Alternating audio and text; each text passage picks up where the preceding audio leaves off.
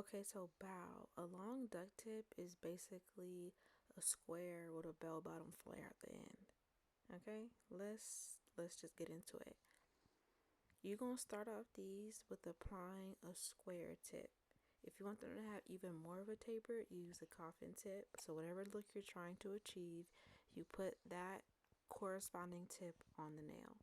You're gonna cut down a nail more than 50% because you don't want it to be crazy stupid long, but you need the square tip to be the base before you put a duck tip on the end.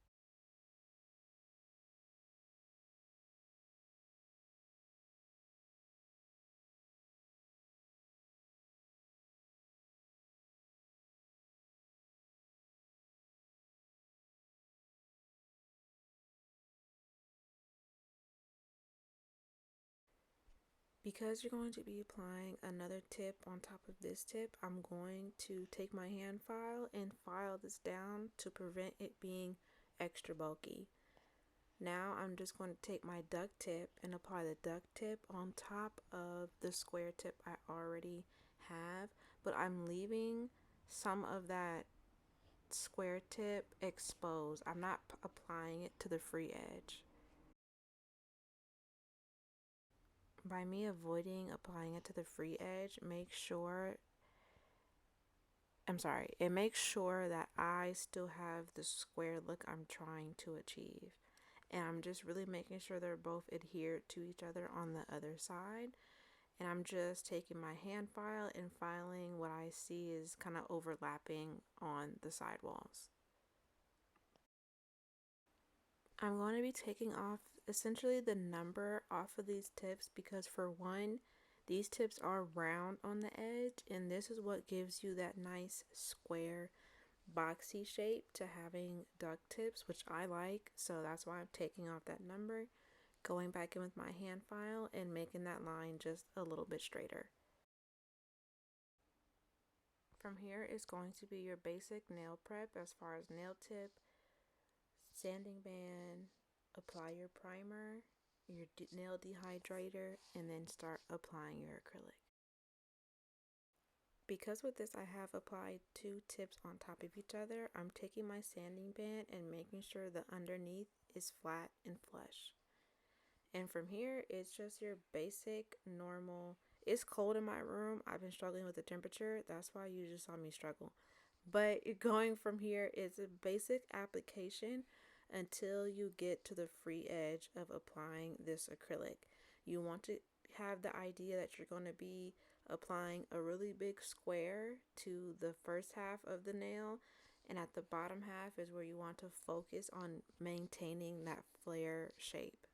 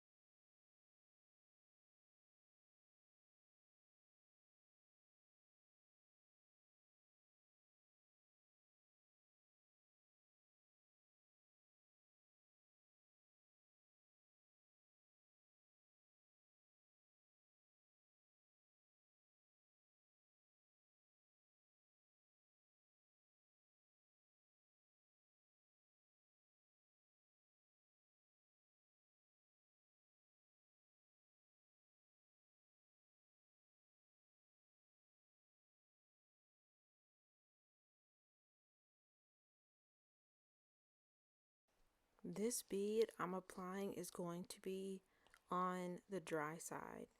I want this bead to be something I can sculpt because this is what's going to give that flared out duck shape. I'm blending into what I already have. I'm waiting a couple seconds and I'm patting it and extending it over what I already have as my base for from the nail tip. So I'm really flaring it out and extending it over where I actually need it to go. That way I could shape it into place and make a crisp line.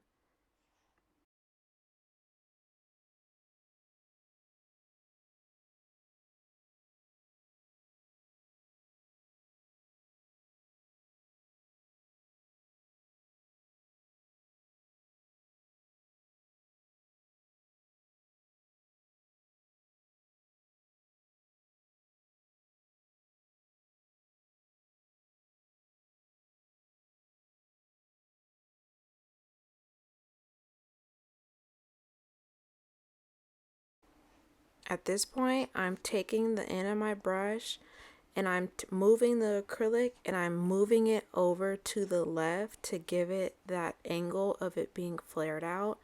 I'm grabbing another bead and I'm doing the same thing to the right. That bead is getting placed at the corner. I'm blending it up to what I already have worked with.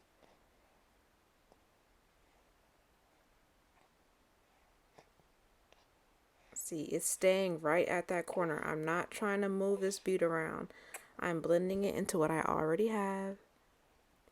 And that tip there, I'm just going to keep patting and extending it over and swiping it both ways and to the right, patting it to what I already have, wetting my brush to help the product move better, patting it down and swiping it to the right.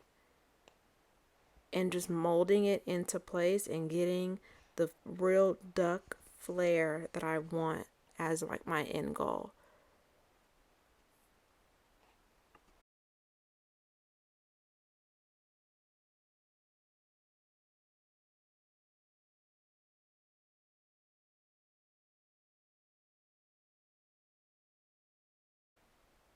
And before it all sets, I'm just taking my wet acrylic brush and just making sure everything is where I want it. That way I don't have too much other work to do.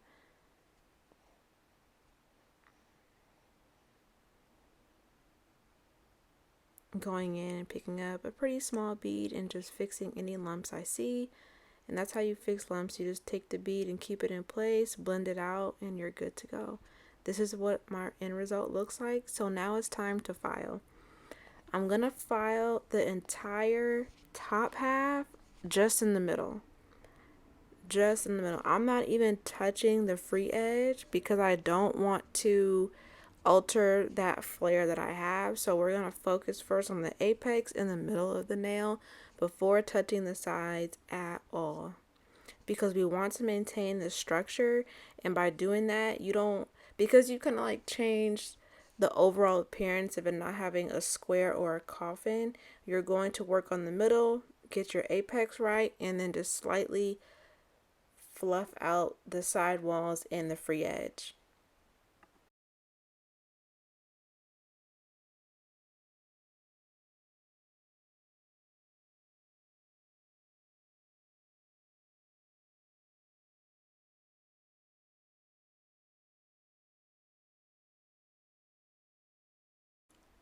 Now that I have the top half in the middle of the nail, you can see right here, I have not touched either corner of the nail at all. I haven't touched either side of it. I have just worked on the apex in the middle, but see how the sides aren't have any no file marks. Now I'm just going to take my file at a slight angle and only focus right here on these corners, and that is like a fluffing motion. They're not long strokes. It's not to blend into the middle. It is just to attack those sides and to get them level and even.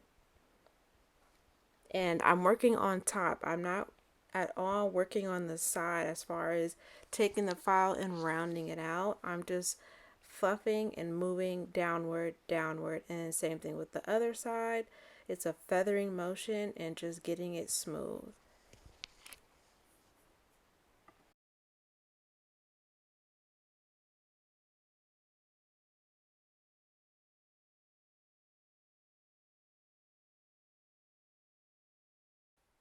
Focusing on the free edge just as normal, nothing out of the blue here.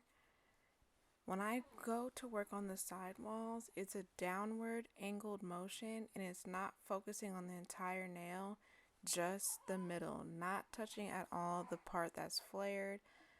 And you see it's just like downward fluffing, feathering. That's the only words I can use to describe. I'm sorry, y'all, but like a feathering, fluffy motion that only focuses on the side walls, not the little corner.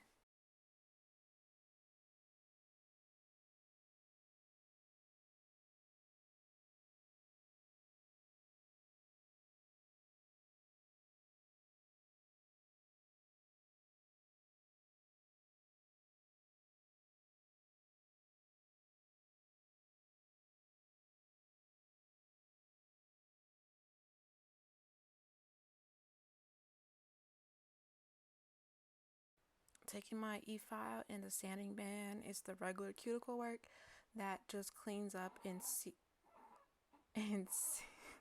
that's my kid, y'all. Okay, I'm a mom.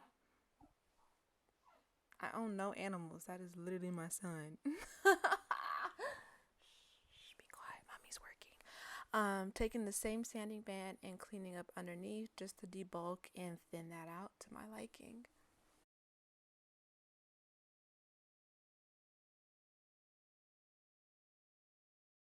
Taking cuticle oil and a buff and making it super smooth, super shiny. I stand by this since I found out how to do it. That cuticle oil really does help smooth down the nail and get out all those lines and harshness from the hand file or even the e file that was caused. And then once I do this, I take a little bit of water and a nail brush and clean up all the dust and debris and call it done. And that is how I really achieved this look. And it's super simple. Obviously, there are tips that you could buy that could give you the same effect, but they're really long. And if the clients don't want them that long, you end up cutting the flare off anyway.